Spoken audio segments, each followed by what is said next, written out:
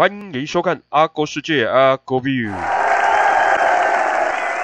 副局长各局处长还有议员同仁府委联络人，还有媒体先进大家早安首先我想请问一下人事处，人事处最近知道你们现在人事处原来有几个科？请主管答。请处长说明。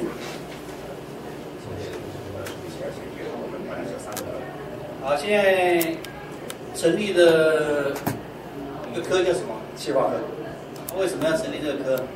基本上企划科，因为原本我们是3个科是任免、考训跟纪律，但企划科因为我们任免科业务庞大，然后它专业分工已经在我们的容许范围之外的，所以我们必须成立一个。你这个新的科有增加什么业务？基本上它是针对办理的是有关员额编制，还有那个人员的管理。后面有跟其他科重叠吗？你确认吗？基本上重叠的部分不要乱讲哦。基本上重叠的部分是有一些啦，因为它是我们做人员的区分啦。比如说比如说像这个是几月成立的？11月是10月还是9月？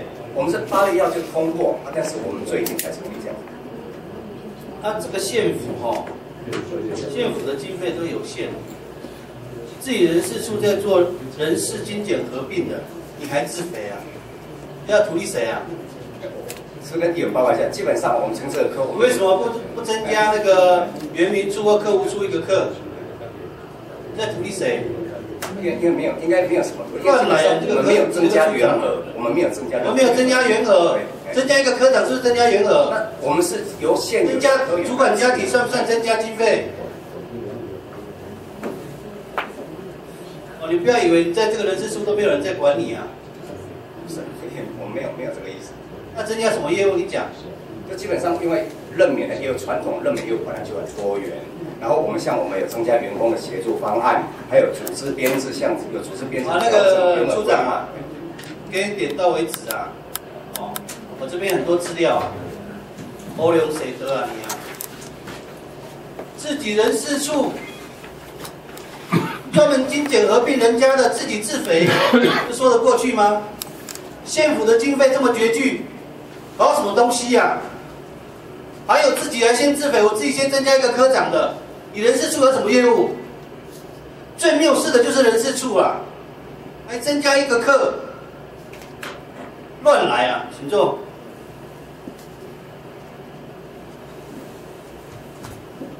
请问一下那个城乡处长那个102年公共运输提升计划第2波的竞争型计划，新辟原乡社区巴士计划补助我们县政府多少钱？请处长说明。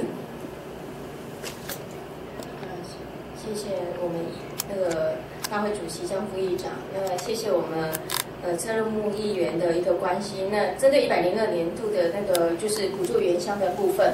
那目前来讲，我们补助原乡的部分，主要是针对那个 bus 的一个购买的一个部分的一个补助，跟议员做个报告。一个乡被补助巴士？目前来讲的话，就是我手上的目前手上的资料就是有雾台，然后还有春日，那其他的一些乡镇就是我可能再调一下。都忘记我们三地门了。还有，我现在三地门这个部分应该是不是102年的，是比较后面补助的。没关系我请问你现在目前在营运的是正式在做营运的有哪几个乡？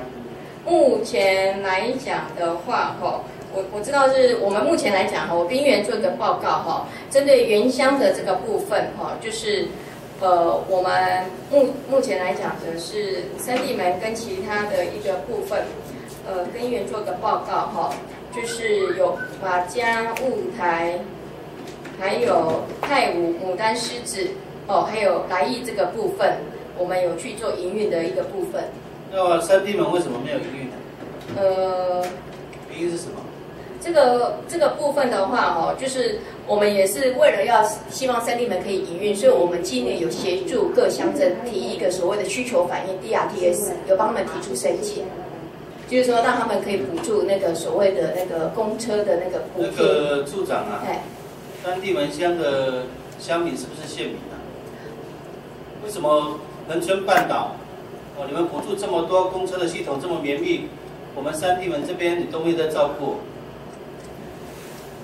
跟议员做个报告哈，我们是有补助各公所。那有关于刚才议员提到的那个公车补贴的一个部分，那我跟议员报告，因为我们车子已经按照公路总局的一个补助办法，其实所有的补助都是属于一半以上哈，都是由公路总局来做补助的。处长是教授，知道哈，政务官，但是来到这边啊，公务人员调和挺赖啊，哪里比较需要帮助，哪里比较需要弱势的，你要去协助。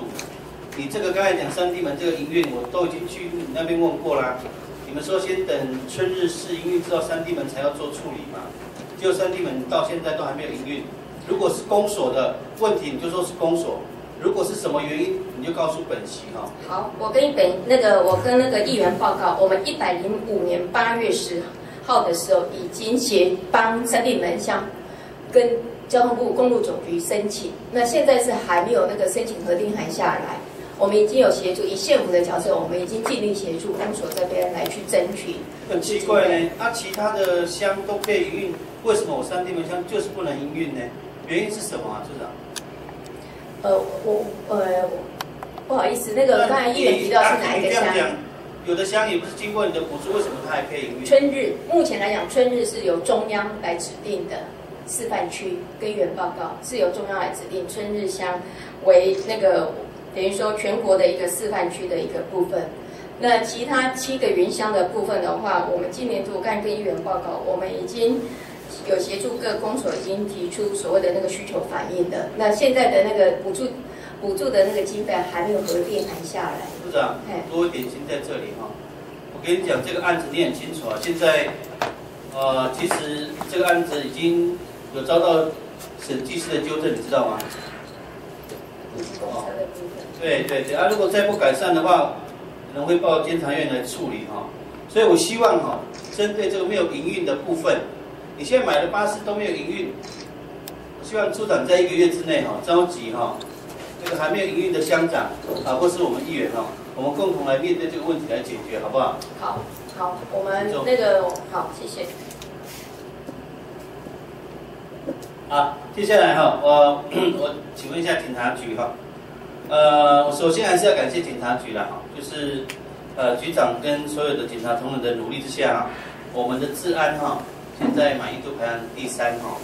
那我想请教一下，因为我最近看到报道了哈，从沿山公路从北哈，从高速三地门内埔、马家、万峦、来义、新卑、枋寮8个乡哈，这个也是所谓的185县道了哈。那这个美丽的风景哈。可是我们依据这个看看这个卫生局的统计哈，我们这个公路的沿线哈，这个药瘾人数的比例偏高啊，这个药瘾其实影响到我们地方的治安，那个局长哈，所以让我们这一条沿山公路，美丽的沿山公路变成吸毒公路啊，所以对于这30个偏远的山区，在沿山公路2边哈，见警率也无法哈常常被看到哈。那我想请问一下局长对毒品的防治的作为是什么请回答。请方局长做说明。谢谢大会主席江副议长以及以上议员对这个警政治安的一个关心。那刚刚议员提到的，我先把这个所谓的药瘾人口它的一个状况跟议员做一个说明。因为原乡本来人口数就少，所以它的百分比相对就会比较高。整个7个原乡，也就是185县沿山公路，这个平均值是0.33，也就是药瘾人口占总人口数是占0.33%，高于全国平均值的0.15%。但是这些人经过我们逐一的查访，他们是小时候住在这里，户籍设在这里，但是等到他们犯案之后，他们可能是在屏东市，可能在潮州，可能在东港这些商业比较兴盛的地区犯案。但是这些卫生局所统计的药瘾人口都是所谓的毒品出狱人口，他们并不一定会回到原乡来。但是我们现在是未雨绸缪做犯罪的预防，因为什么？沿山公路是我们县政府在积极推展观光、发展平北的一个重要的一个县政政策。那商业发展起来，人车回流了，我们很担心这些毒瘾人口再回到原乡来，在原乡里面可能会有制毒、贩毒以及吸毒的一个现象，所以我们现在必须积极的去防治，也就是刚刚议员关心的，提升见警力，有效的打击这些。我请问一下啊，这个局长，现在3地乡的派出所警力不足哦，官士轮班哦，人力就不够，所以是不是可以用专案勤务结合派出所哦，针对185县道两旁全面做清查跟列册，依照你们3地清查的方式处理，可以吗？可以，我们目前也是照议员这一个给我们提示的重点在做，因为4个分局，整个185县有4个分局，我们是统合4个分局的整个警力来做一个规划。比如说我举个例子，这个离港分局做路检，那其他的分局要跳着做，不要说全部都是同一个时段做，这样子整个见体力才能够有效的做一个提升。啊，那个我还据说了哈，我们沿山公路有很多的这个在偏远的地方有制毒工厂，那我想请问局长，制毒工厂它的特征是什么？基本上制毒工厂，我们一直在教育这些关怀据点的长者，他可能是白天这个看不出来，但是晚上因为原乡，他晚上就很早作息休息。那我们会有几个特征，比如说晚上灯火通明的，那或者是说有飘散异味的，或者是出入人比较可疑的，我们都请这个地区的居民跟我们反映，因为警力比较不足，但是民力是相当充沛的，尤其这些关怀据点的长者，他们都是非常正常聪明的，那也能够帮我们来做一个地区的掌握。我想这个刚才局长讲的这些特征哈，不是只有我们警察同仁在做勤教的时候要了解哈，这应该是全民都要了解这个特征哦。是几个特征跟局长来分享一下，就是公寮外面常常会有枯掉的叶子哈，这可能是特征之一。第二个，特殊的臭味。第三个，蓝色的塑胶桶啊，那个PowerPoint来秀一下。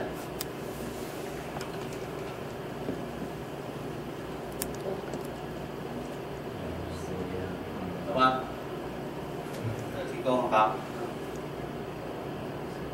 这个你看，就是尤其那个蓝色桶子，这专门制毒的哈。所以为什么要秀这张？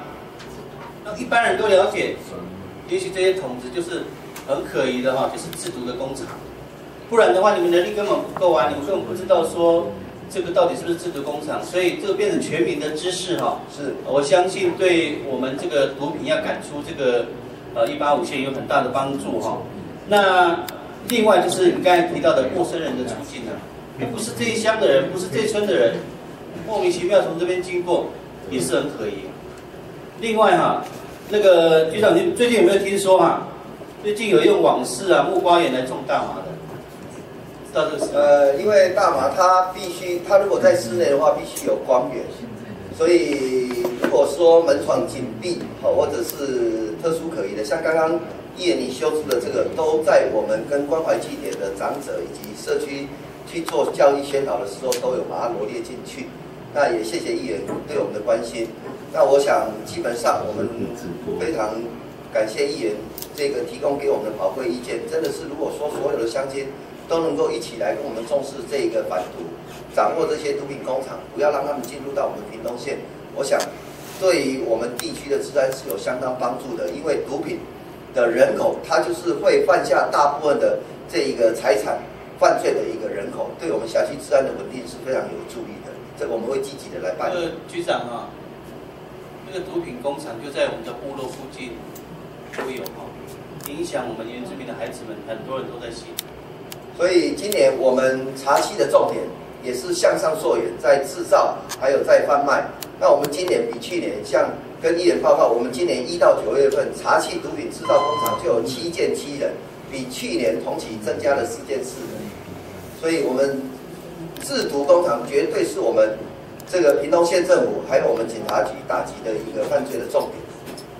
这是你很重要的课题哈，是，特别是最近的报道都有提到，所以我希望我们警察局把这个列为非常重点的工作哈，不要让我们淳朴的部落哈，变成这些孩子呢吸毒以后能够去窃盗、去偷电缆一堆哈，造成我们部落的不安。本来这么淳朴的原住民部落，就被毒品这样整个传统的伦理啊，这个安全都没有了哈。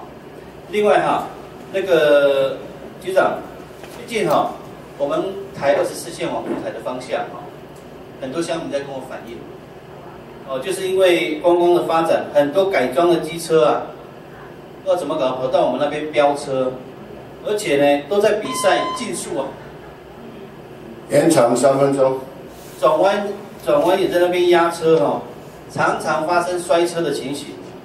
而这些车子到了部落更扯是不减速哦，造成部落的交通的事故之外，噪音非常大声。还有呢，民众行的安全也受到影响。我想请问，这个非法改装的机车，我们能不能在三德少先做取缔啊？还有，我是很质疑，这么多的车队，这些影响这个道路安全，这些改装的这些机车啊，到底在三德检查哨，我们到底有没有申请啊？怎么可以入山啊？以上请那个局长答复。好，谢谢议员的关切哈。那这个事实上确实是造成部落的一个不安宁跟不安全。那我也非常重视，立即责成我们交通队这个协同离港分局要积极的来防治。那我们目前的做法是采取执法跟宣导并行。比如说在议员了解的，在三德检查哨，我们就设立一个点，这个点就是针对很明显的改装车。那因为改装的部分是属于监理单位的业务，噪音的部分是属于环保局，所以我们在这几个上个月的礼拜六跟礼拜天，还有这一个礼拜天，我们都有实施监环警的一个联合稽查。在三德检查哨，我们一方面宣导单跟所有的机车骑士，请他们不要做危险的驾车，保护这个部落的安宁。另一方面，如果有违规改装的，我们立刻由监理单位来认定，然后由我们警察来开出告发单，并且在这一个观景台的附近，我们设立移动式的测速站。那在雾台端，也就是古川大桥，在雾台端，我们设立一个路检点，没有拦到的，我们全部在那一个地方做口袋的一个战术，从宣导到执法，还有监警、监环警的一个联合稽查。我想，我们以最高规格的一个勤务手段来压制这些所谓的这个危险驾车的行为。那也跟议员报告，统计到这个礼拜天为止，我们总共取缔变更车体有6件，超速有177件，无照驾驶有2件，没有依规定学挂号牌的有2件。另外，针对这些查获的资料，我们会做大数据的分析，有没有特定的，比如说每个礼拜都来的这些，我们还会做一个约制。局长啊，我知道哈，你这个作为都很好了，就是联合环保局，但是哈，这个到一定的这个程度哈，都改善之后哈，你那个测速器不要放那么多在那里，哦，有改善了，你这样都测到善良百姓啊哈，有时候没有注意，我知道你有放几只测速器在那边哈，我希望哈，这整体的这个刚才提到的这些机车哈，我们一般我们用路我们在开车，我们很怕他们呢，那变成我们在看到美国的那种飞车党一样，哦，让这个这个路上的安全哈，都受到他们的威胁，所以我希望